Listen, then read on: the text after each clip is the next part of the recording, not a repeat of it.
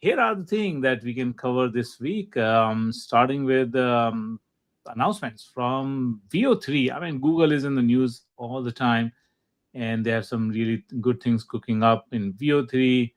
And there is a convention also coming up, International Broadcaster Convention, where they will be actually demonstrating, as well as the other companies, a lot of new innovative stuff in the creative industry. Yeah, and we've got a couple of announcements. NVIDIA made some news on new GPUs, and a couple of announcements as well from Meta and Microsoft. Everything from new image deals that Meta's got, as well as a couple of things from Microsoft. Some quick hits around OpenAI and what Microsoft is also doing as far as potentially some deals with some other foundational model companies.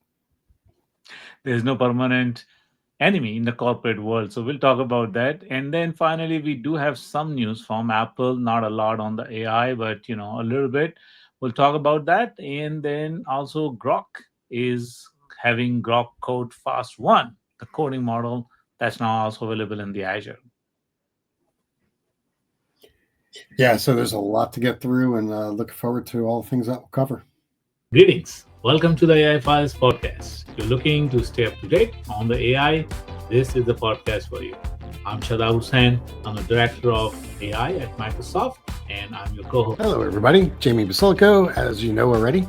I'm the other co-host here for the AI Files. My day job is a data and AI technical specialist and architect. And as a reminder, please note this is not an official Microsoft channel, so the views and opinions expressed by myself and Shadab are our own and do not represent the views of Microsoft. Right, so let's get to our quote of the week. And there was quite a few to pick from, but I know that we've got a lot of discussion ongoing around AI and education and what it means. There was an interesting grant given. So the context of this is Microsoft was working with an organization called the NEA to basically expand AI literacy and overall leadership in terms of schools. So there was a grant that was given, and it was over 325,000, actually, to be exact. And that was given to this organization, the NEA. But there's a couple of interesting quotes that came out of that grant, and not only from the NEA, but also from Brad Smith, who is the Microsoft vice chair and president inside of the organization. Two quotes from him, and this is directly from the presser from that came out of this grant. So the first one, educators prepare every generation to meet the future. And today, they're shaping how AI becomes a tool for confidence, creativity, and critical thinking. He goes on to say technology is only as valuable as the people empowered to use it. So, I think about what this means in the quote that, Brad is actually talking about here. And it's about this concept of human empowerment. And Microsoft certainly has that philosophy around human empowerment in that it's central to technology's progress. And what better way of thinking about progress than looking towards the students who are going to be, our future leaders, our future, pioneers, not only in business, but in government as well.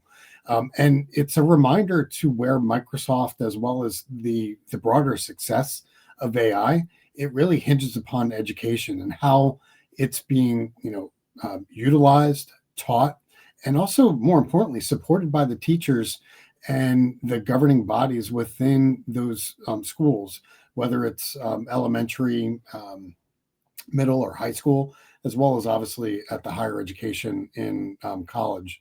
So it's not that AI will be the replacement, but it's about how education can intertwine itself with AI tools and AI capabilities. So, and that kind of goes hand in hand in the way that, at least Microsoft executives are thinking about it, and they're putting money to where their mouth is by providing grants to these organizations.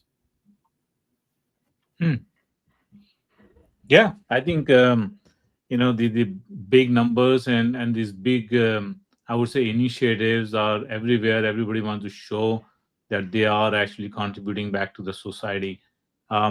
In fact, it is like market making, Jamie, right? I mean, all these big companies, the money that they're spending, it's not just about kind of a charity work. It's basically market making. The more the people are skilled, the more they will use, and ultimately that results in the business. So it's a fantastic strategy. The what they call is horizon strategy, right, for the long run. Yeah, and I think that's the main key here. It's the long run. It's a strategic investment, whether it's coming from Microsoft or Google or OpenAI, and you see all of those major tech companies actually investing in student populations because it is a strategic element. And don't get me wrong, there certainly is a self-preservation mode in this as a company or as an organization, but the other side of it is truly doing good for our population, student population, and the like. Flip side of this, as I kind of said, self-preservation.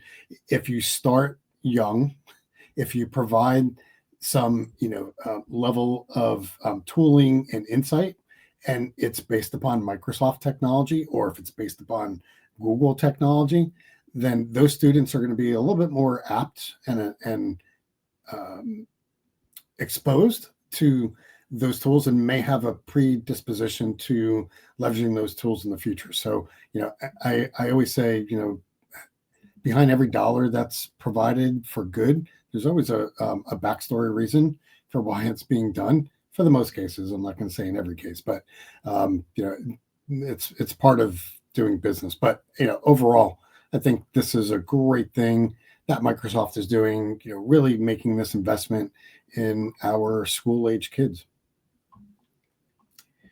So with that, let's get on to some news elements, and we certainly have a lot.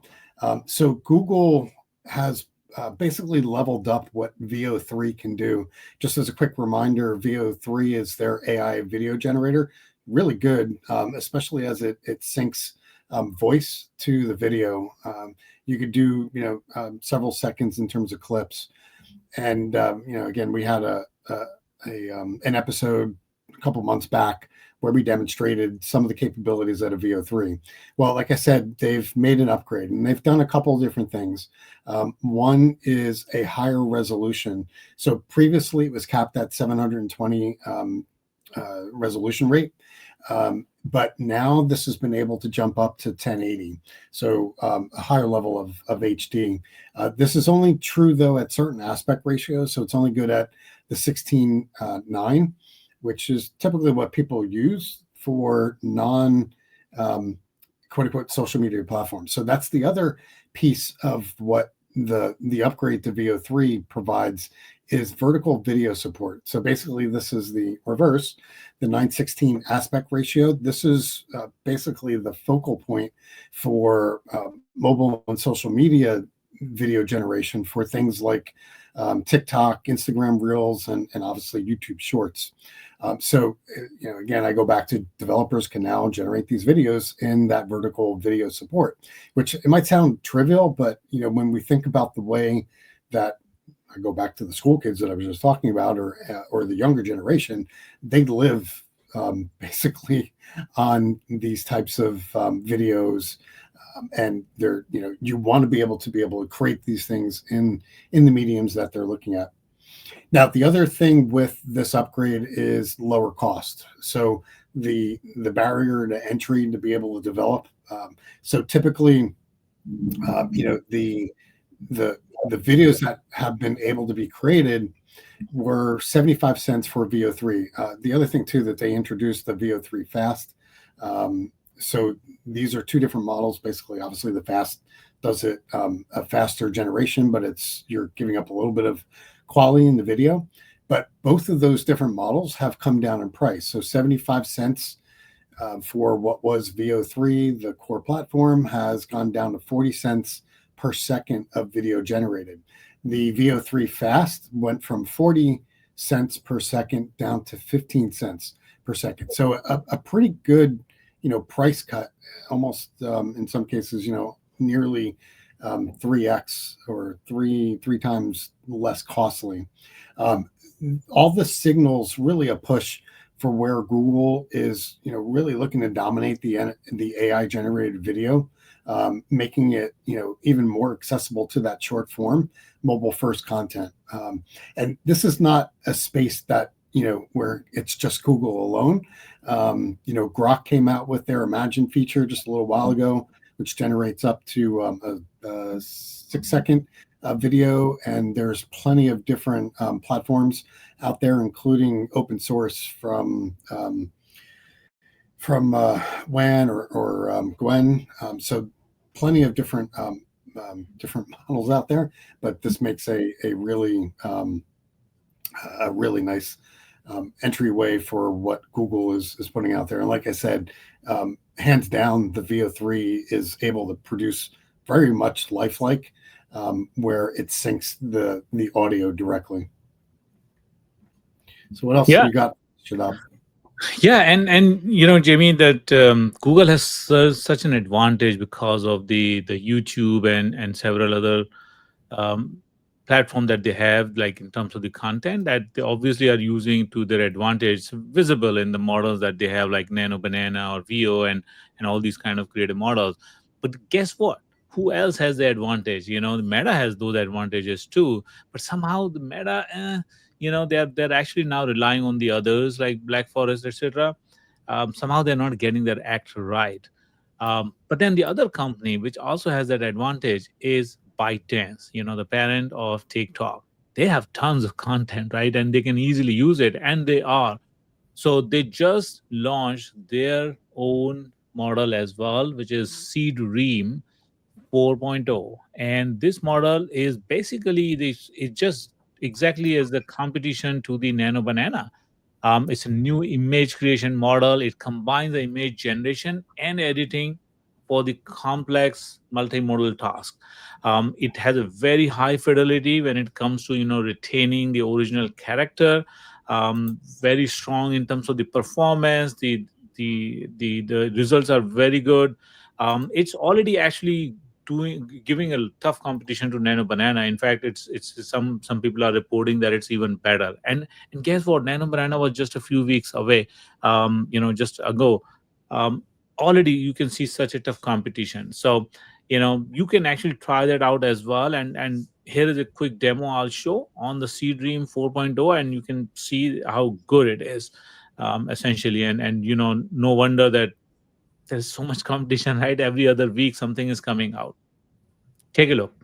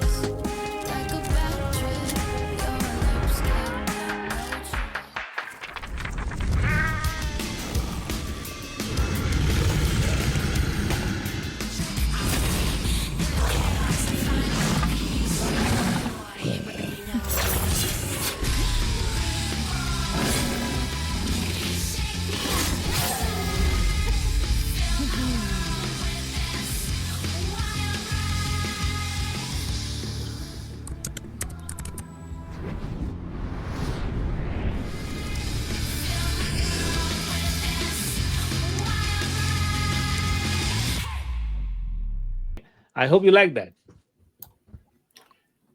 Yeah, no, that was really good and certainly interesting. It comes back to um, all these various different companies being able to create things and what they're able to do there is pretty awesome. So jumping ahead a little bit, I'll get to the next one. NVIDIA.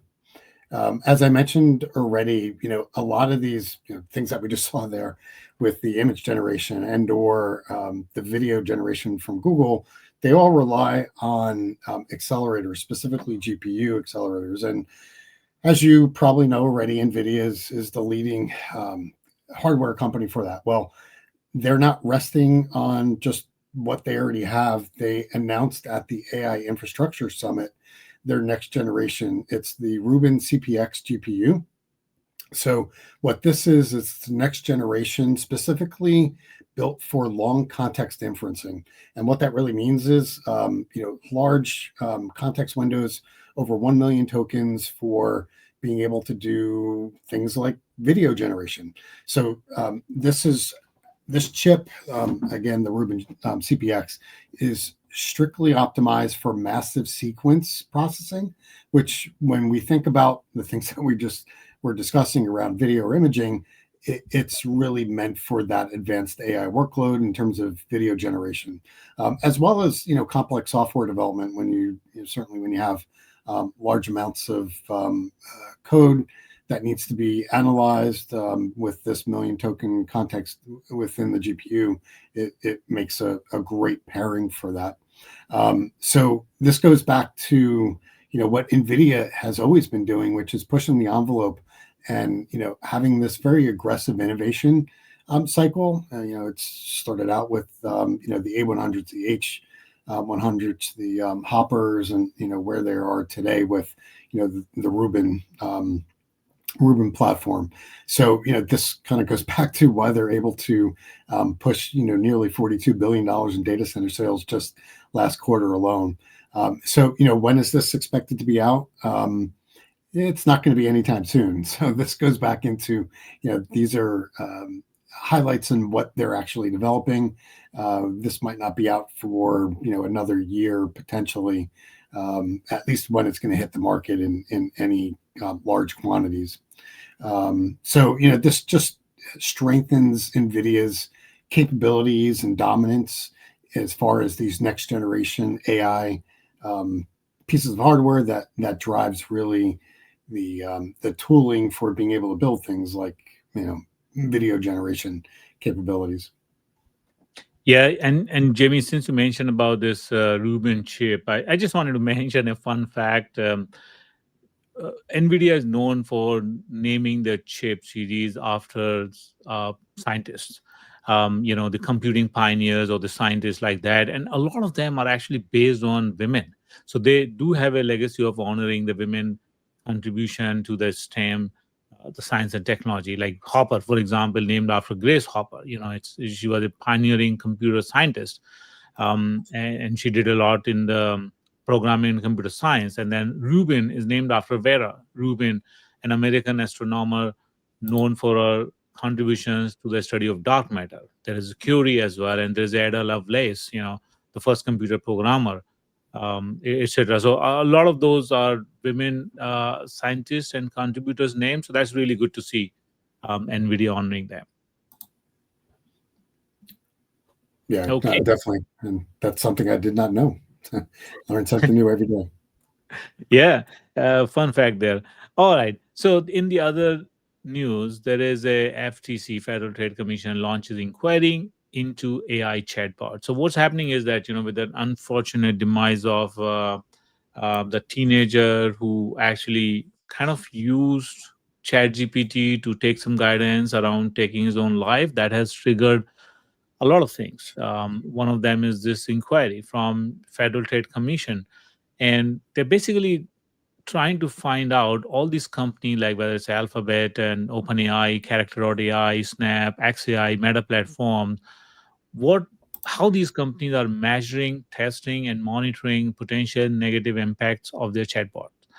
How are they monetizing user engagement, right? What is that process? How do of course, these platforms, they try to make it addictive, and the more the people use, that's their monetization model. But they want to understand more of that, and identifying what are the problems in that process and how that can be avoided. So, there's already a lot of things going on in this. We will see what that inquiry comes out to. But beyond that inquiry, there is already bill that is making a move again in California. This is SB 243. This is designed to protect minors and vulnerable users from harmful interactions with AI chatbots. And it targets particularly AI companions, it's a chat GPT or character.ai and all that kind of thing. It has certain requirement on the transparency. For example, annual reports are required from companies like OpenAI, Character AI, etc., starting July 2027. And then the individuals should be able to sue these companies for violations up to $1,000 per incident. It also has, like, for example, requirements like generating user alerts. The miners must receive reminders every 3 hours that they are interacting with an AI, not a human. So, all these kind of guidelines and safeguards are being built into it. This has already passed both the California Assembly and Senate.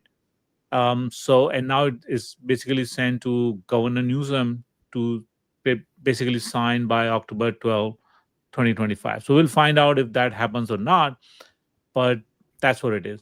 Now, there are many companies like Meta, Google, Amazon, they actually oppose similar kind of bills. So there is another bill, which is SB 53, and that bill is reminiscent of the another one, SB 1047, that we've talked about in the past, which was actually vetoed by the Governor Newsom. That bill is particularly targeting the larger model developer on their transparency and safety requirements. And most of the companies have actually opposed that. They say that, okay, this is a federal area, the state should not be passing these kind of requirement. In fact, the federal government itself was actually trying to make that in the big beautiful bill to basically threatening the states to actually not have the local regulations like that, using a provision that hurts kind of interstate commerce. Now, Anthropic has taken a different approach. Anthropic has come out and said that we actually support SB 53. And SB 53 is a different bill. I'm not talking about SB 243, which was specifically for protecting minors and vulnerable users from AI companions. SB 53 is about the requirements on the safety and transparency from the model developer, right? It kind of push the onus on the model developer. And we have seen that, like, similar bill was failed, but this is a little bit watered down version from the same sponsor, Scott Weiner, and we'll see what would happen to that. But already there is a divide. Anthropic endorses it. Everybody else kind of said no.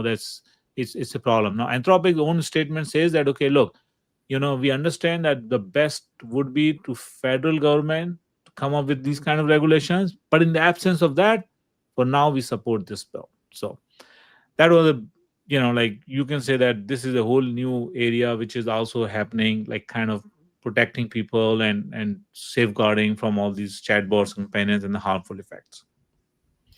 Yeah, I think as a whole, I think these are great bills because whether or not it's the things that the FTC is launching as far as into chatbots or just the bills between the State Bill 243 and 53, there's certain things that we need to control or at least provide safeties. Maybe I don't want to say control because that's somewhat of an overreach, but there needs to be some structure, especially when it comes to the innocent in terms of like young kids. I think there needs to be these safeguards, and like you said, having safeguards in place as long as it doesn't shut down innovation. I think that's the important part, which makes it hard sometimes because it's that balancing act. True. So from there, let's hit some rapid fire news items. Like I said, there's been a lot that's come up this week, but probably nothing where we want to spend 10 minutes on each. But real quick, Meta has signed a deal, a multi-year deal at that, with Black Forest Labs who they're a lab that's really good at being able to do AI imaging. So this is you can look at it as a part from Meta that had some strides on creating their open source models, that being Llama, but they're looking to really infuse AI into more of the other parts of their business, aka Facebook and Instagram, and having AI based imaging is part of that. So the deal reportedly is 35 million in the first year and 105 million in the second year. So a pretty sizable deal. And as I mentioned before, it's expected to be woven into Meta's social platforms and also potentially the metaverse ambitions, which we haven't really heard too much about lately, but it's still out there and a thing, I guess, in Zuckerberg's mind. So next is another one is this one's always interesting when I heard this one. Microsoft is diversifying its AI partnerships. So this was touted a lot this week, or you probably may have seen it already, but Microsoft is expanding its AI ecosystem by partnering with Anthropic. And obviously, this is a shift away from exclusive reliance just on the open AI models. I kind of think about this in the way that you want to use the best tool in your toolbox for the part. Anthropic has been pretty much well known as like the de facto for doing AI code generation, and it's been like that for a while.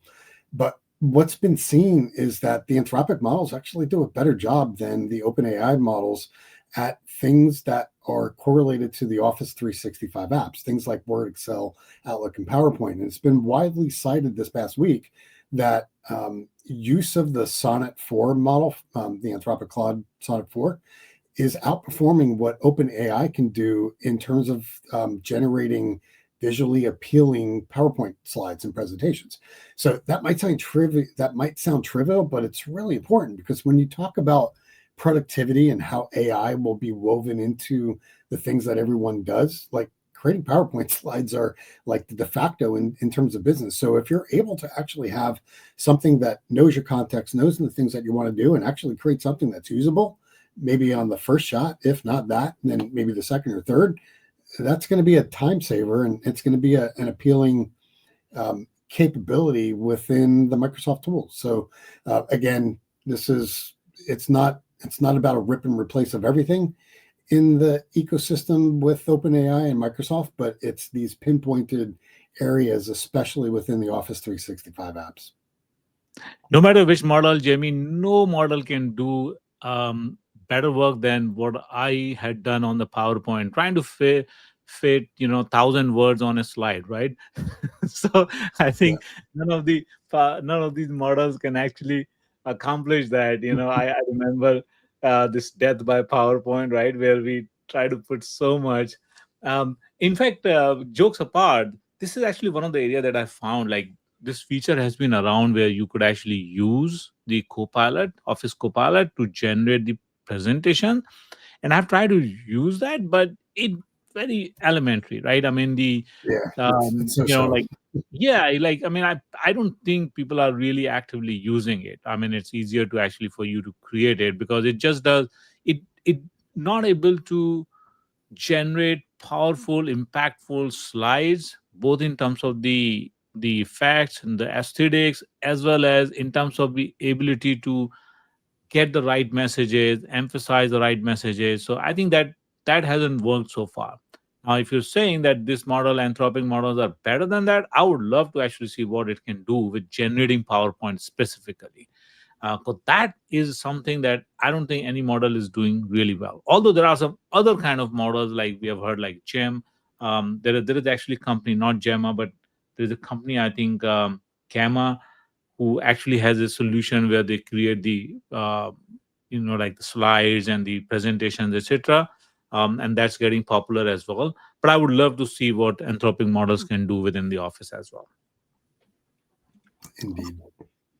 Okay, let's talk about Oracle. Oracle is back in the news, Jamie. I had kind of written them off, 6 months ago, but after the Stargate and everything, can you believe it? I did not think that it would have such a jump, and it is basically the revival.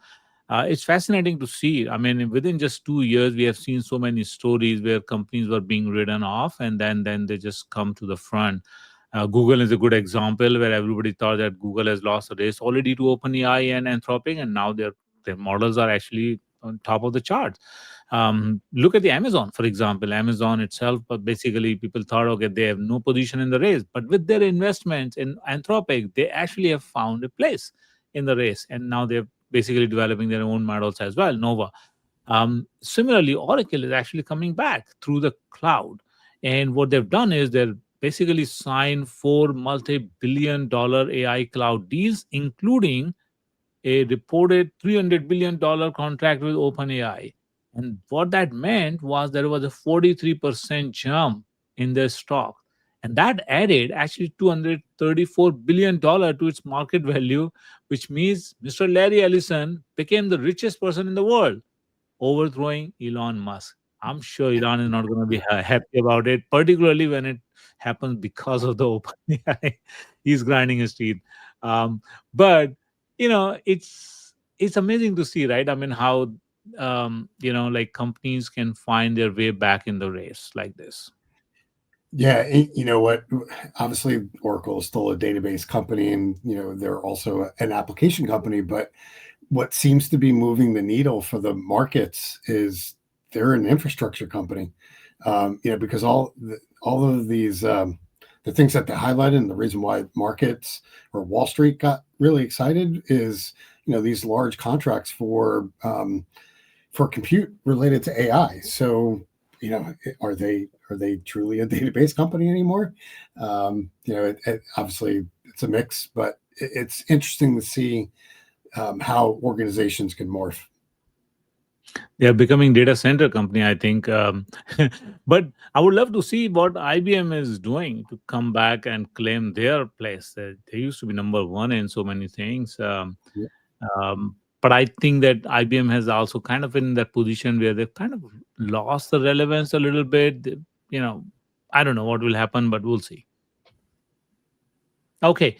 And another news, Microsoft and OpenAI, they have actually committed to the next phase of their partnership, which is basically they have signed a non-binding memorandum of understanding, and which means that they have basically agreed on a partnership, and they're going to work with that contractual details, etc., to allow OpenAI to turn into for profit. Of course, that would mean that what would happen to Microsoft. So it looks like some alignment has been reached and they've signed, although it's non-binding, but things are looking positive. OpenAI is running against the clock to actually make that promise come true about turning to the for-profit company, because a lot of the investment that has come from SoftBank and others was contingent upon that clause of turning into the for-profit. So looks like it's on the track right now. By the way, Jamie, there is actually a quick research that came out from OpenAI, and I wanted to mention, since we're talking about OpenAI here, there is a paper that they published about why AI models hallucinate, and it was pretty good, I would say, paper, um, where they have basically published about why the AI models hallucinate, and they said that it is because of the flawed evaluation incentives. So when we are evaluating the models, look at like essentially we are rewarding them for completing, right? We are not basically we are incentivizing them on the accuracy and completing. So but what happens is accuracy takes a little bit backseat, completing becomes more important, and then they are basically being rewarded to complete the next token, right, the next word. And when the models are not sure, they will hallucinate because they're trying to complete. Essentially, they are being rewarded to complete the sentence and predict the next token.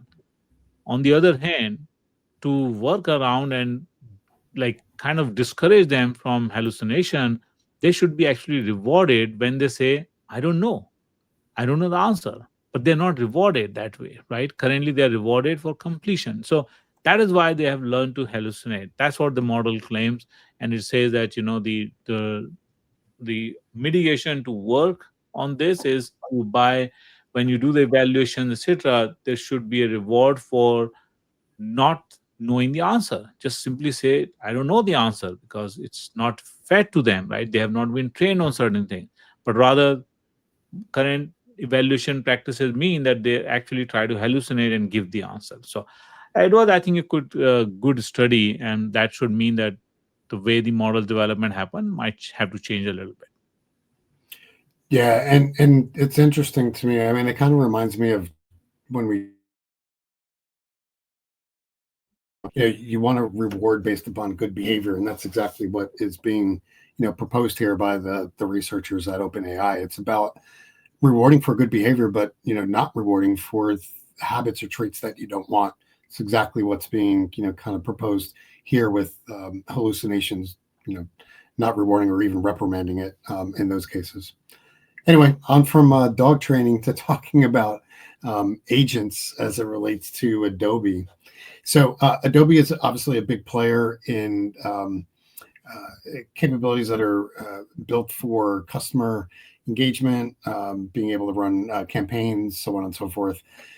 So Adobe has something called the Adobe Experience Platform, or AEP for short, and it's rolling out a set of agent orchestration tools, specifically 6 different specialized AI agents to work inside of AEP. And it's really just to supercharge the customer experience and the ability to create different marketing campaigns within this experience platform. So what they're rolling out is an agent orchestrator, which is basically using semantic understanding based upon where you are within various steps within AEP, and it pulls in the various different enterprise data and the customer journeys that are developed and designed inside of AEP. And these agents are actually working with that data, as well as third-party information, to ensure that there's personalization in those things that are being rolled out. And it's also built in scale with built-in compliance that aligns with the company. It also has a reasoning engine, which obviously, is able to understand natural language and identifies the user intent for what they want to do. And those things are actually activated right into the agent. So you don't really need to choose the things that you're looking to do inside of these steps. So as I mentioned, there's 6 different agents that were introduced. There's an audience agent, which obviously focuses on building and optimizing the audience segments for various different cross-channel data. And again, if you're not familiar with AEP, and again, it's all about setting up these different marketing campaigns where you can kind of storyboard the journey that you want your customer to do. And one of those key parts is the audience, like who are you targeting? The journey agent, so this is going to design and fine tune the various different customer journeys that you want to improve engagement on. They also have an experiment agent, which simulates various different ideas and the impact on that quote unquote campaign. There's also a data insights or agent, which looks at various different organizational signals and the things that you're trying to forecast, as well as then improve upon experiences as you run these campaigns. There's a site optimization, how do you detect website fixes and the things that you need to do to, what I'll call, make the experience more sticky for those users. And then obviously the other agent, which seems like this is being introduced everywhere, it's really around product support. So integrating something like that to resolve customer issues, which is also integrated with things like troubleshooting and case tracking. They also will have another agent. This is not released yet, but they're going to have a composer agent. This allows you to match, company branding, voice policies, and various different goals. There will also be an agent SDK and an agent registry. I didn't dig into this one a little bit more, but I'm curious if they're building something on their own or snapping into something like the Google's 808 protocol, which I'm hoping they're doing that and not building something on their own. And then, there's a bunch of different partnerships that they're rolling out with this. Obviously, Microsoft is a big partner here. AEP runs on Azure, but they're also integrating with Google Cloud, Cognizant, Omnicom. So not only providers as it relates to agencies, but then also providers like Microsoft and Google as a foundational player for where these tools can actually run. So, I take a step back and think about, why does this matter? It's really wrapping in these domain intelligent agents into their products. So it actually helps to manage the brands and the things that companies are looking to create, delivering this um, personalized, look and feel and experience back to their customers. Hmm. Interesting. Yeah. Yeah, like I said, Adobe's got a lock on a large market segment, so it'll be interesting to see how well this gets adopted.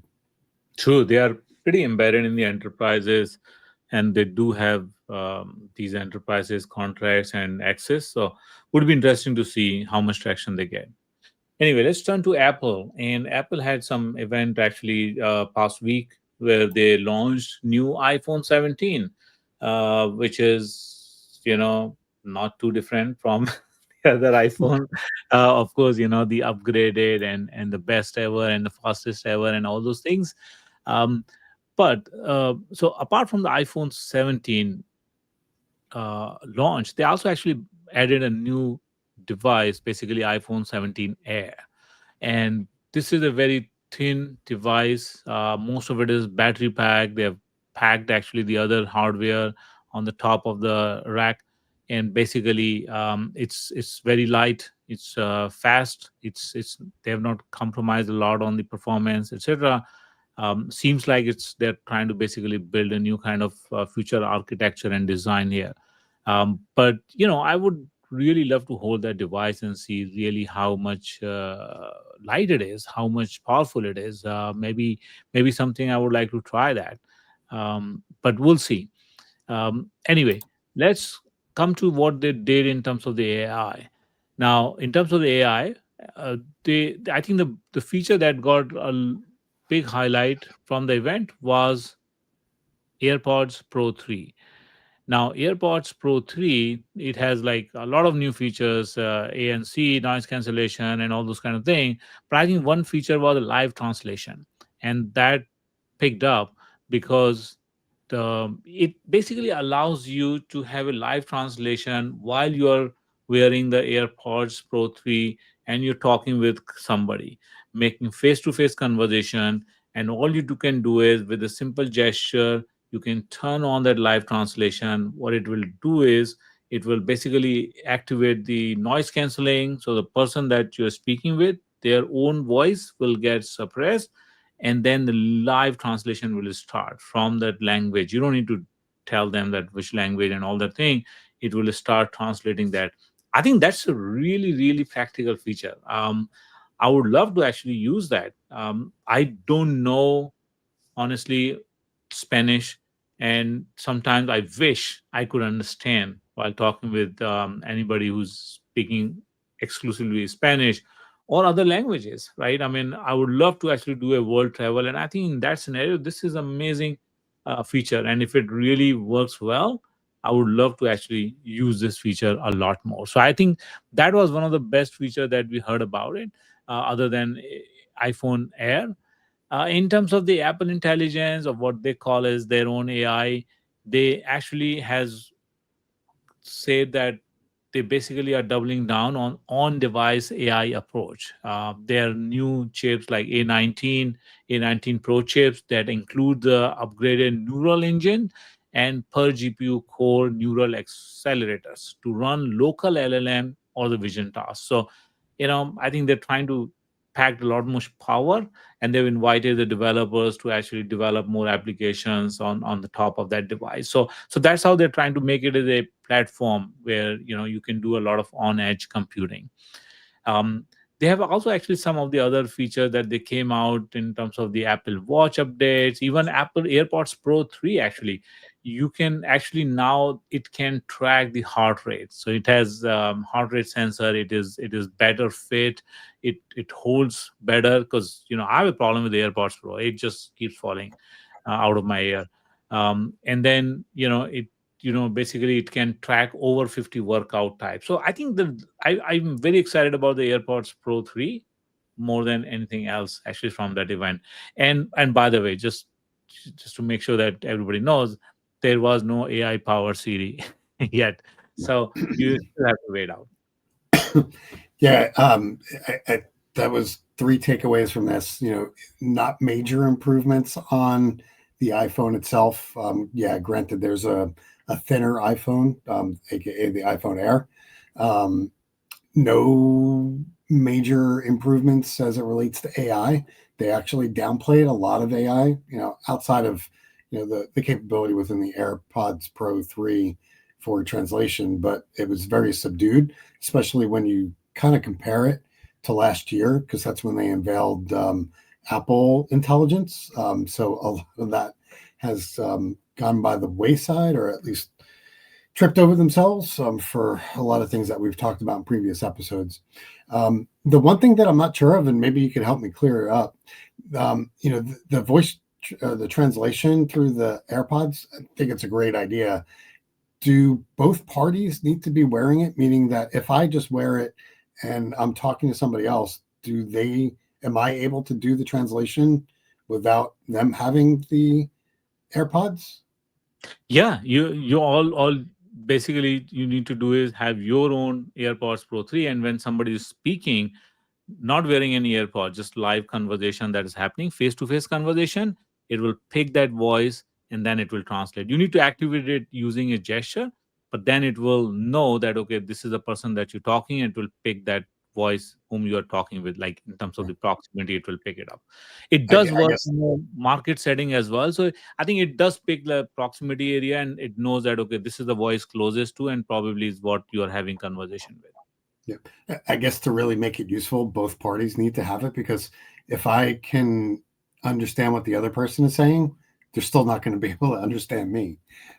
So That is true. In fact, they have actually a they that's a very good point, Jamie, because they also showcase, and let's maybe take a look at this demo. I think that will clarify. When you are together with someone who speaks a different language, like exploring a market abroad, AirPods Pro will help you understand them in your preferred language. Using a new simple gesture, live translation begins, Translating Spanish. while ANC lowers the volume of the person speaking, so it's easier to focus on the translation.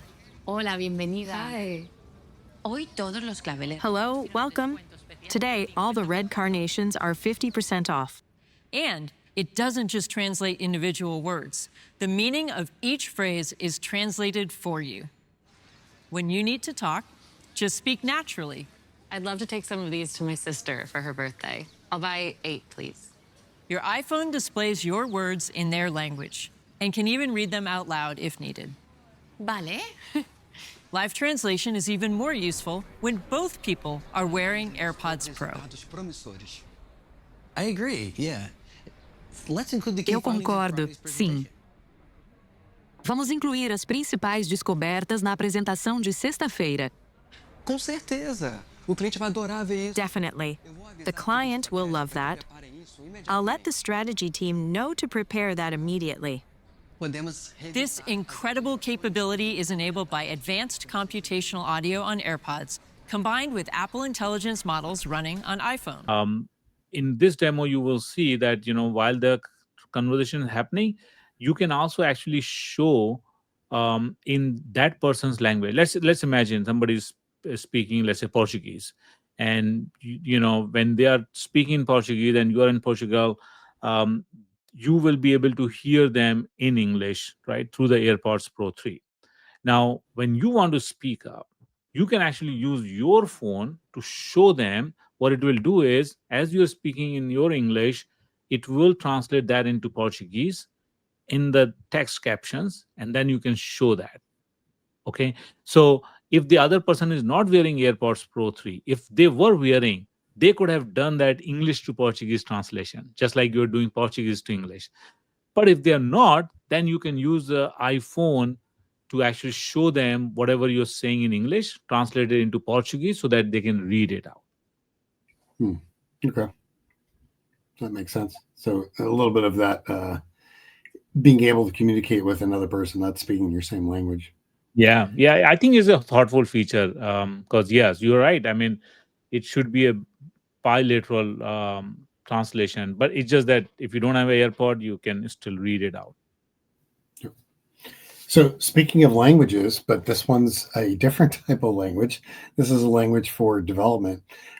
So Microsoft announced that they're supporting Grok Code Fast 1, which is now available on the Azure AI Foundry platform or the model catalog.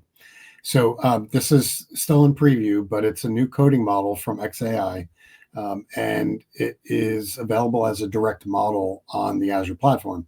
So basically that allows API access into the model, which only used to be available, I believe, on GitHub, which was announced maybe about 3 or 4 weeks ago. So this is really targeted towards the enterprise developer. And, the bottom line is it helps accelerate with coding.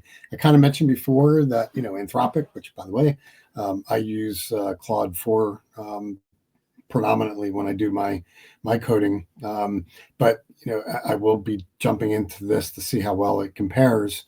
But it's really focused on, developing coding workflows, doing it, economically and doing it with speed, being able to use various different tools, which is great when you're actually developing code.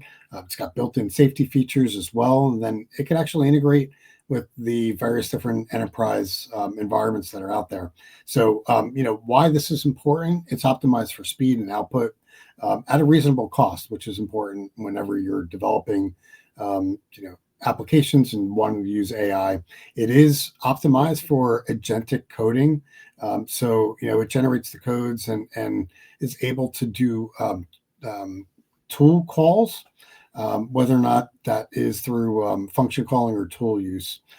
It does have scale with 256K context window, and it'll work with various different files when paired with the appropriate quote unquote RAG or agent harnesses. And it's pretty strong at reasoning as well. So it's got ability for it to propose changes, explain rationale that came behind on why it suggested something, and it also is able to iterate and do test feedback loops. So several different good use cases to try at this. You could do automated test generation and use it for large scale refactoring of applications.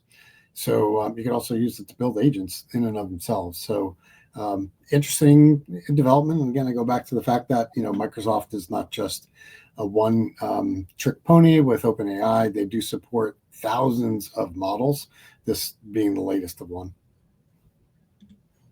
Impressive. Grok continues to make some impressive progress. They're trying to catch up as well, very fast. Indeed. So that's it for this week. Nothing else, right? I'm sure there's always something, but key points for this week. Most of the things that matter, we cover. So, as long as anybody who's listening to this is keeping a track and just listening to AI files, that's more than enough for the entire week. Sounds okay. good to me.